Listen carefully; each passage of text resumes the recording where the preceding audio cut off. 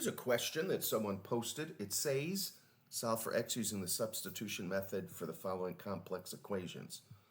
Well, I don't know. These aren't necessarily complex equations. Other than that, they may be difficult for some people because before they know what to do, and once you see this video, you will know what to do, so they won't be complex. And I don't think you solve them using substitution method because that's for systems of equations. But the first one, there is going to be substitution. So I don't know. This is kind of imprecise language, but I'm going to solve these anyway. And I think there's actually in this one, there's going to be a complex number element or an imaginary number element. Sometimes talk about complex numbers with non-zero imaginary components. So, okay. But anyway, I'm just going to solve these. First one, I will do u substitution. I'll say u equals x squared. And then that makes this u squared minus 5u plus 4 equals 0. Because if u is x squared, then u squared is x to the 4th. If u is x squared, then that's minus 5u. So now I need numbers that multiply to 4 and add to negative 5. How about negative 4 and negative 1?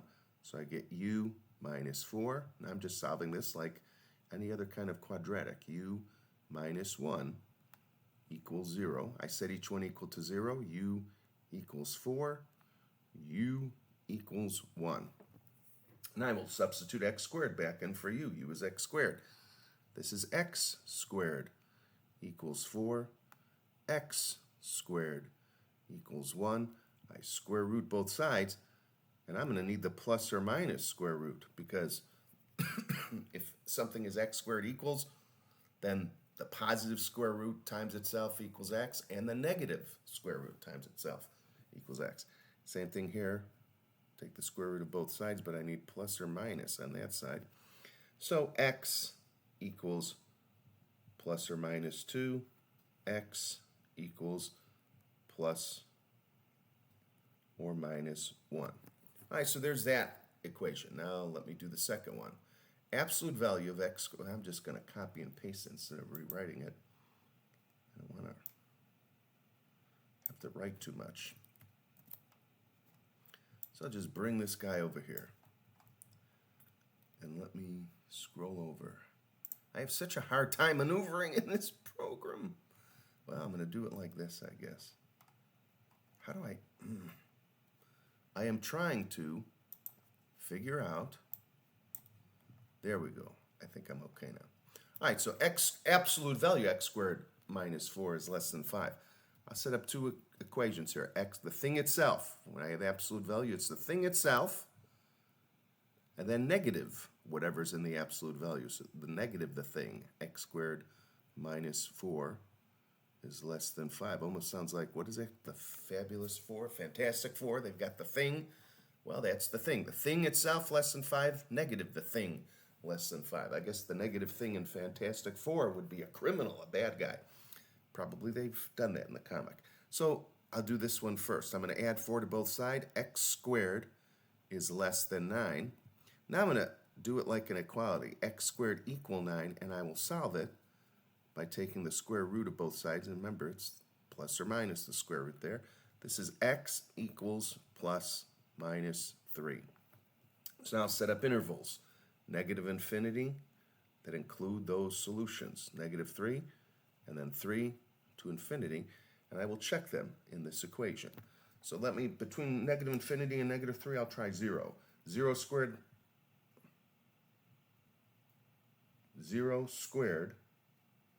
less than 9.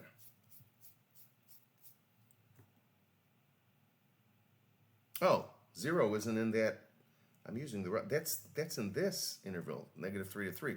0 squared less than 9? Yes, it is.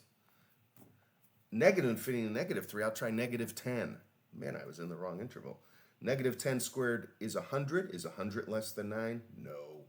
3 to infinity, I'll try 10. 10 squared, 100 less than 9? No. So the only interval that works is negative 3 less than x less than 3. And now I need this interval in union with this interval where they overlap. Not in union, intersects. Where they overlap, That's going to be the answer. So now I'll do this one. I'm going to multiply both sides by -1. So x squared minus 4. When I multiply both sides by a negative, I flip that, greater than -5. So then it's x squared. I'm adding 4 to both sides, greater than -1. Now if I set this up as an equality, x squared equals -1, and I square root both sides, I get an imaginary number on the right side. The square root of -1 is 1i. So I'm not going to do that, but I'll look at this and I see that x squared is always greater than -1. If x is -10, -10 squared is 100, that's greater than -1. If x is 0, 0 squared is 0, greater than -1. 5 squared is 25, greater than -1. It's always true. So this is always. This is negative infinity less than x less than infinity. And what's the intersection of these two intervals? Just this, -3 less than x less than 3. So that's the answer for that one. And then the third one, I'll do it right under here. And so again, there was a substitution, u substitution.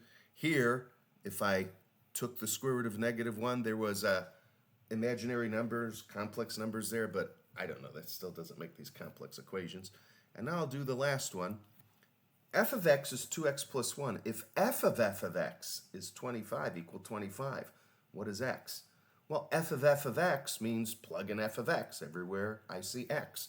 So I'm going to plug in 2x plus 1 for x. It's going to be 2 times 2x plus 1 plus 1. I just plugged in 2x plus 1 for x. And it says that equal 25. So now I'll distribute 4x plus 2 plus 1 equals 25. And that's 4x plus 3 equal 25. 4x equal 22. Divide both sides by 4. X equals 22 over 4, which equals 11 over 2, which equals 5.5. So there's the answer for that one, 5.5. I've got all the answers. For the first equation, it's plus or minus 2 and plus or minus 1. For the second equation, it's -3 is less than x is less than 3. And for the third equation, it's 5.5.